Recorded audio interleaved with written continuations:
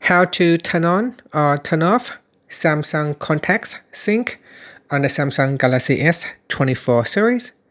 First, tap on the home button to return back to the home screen. And from the home screen, swipe down at the top, then tap on the settings icon.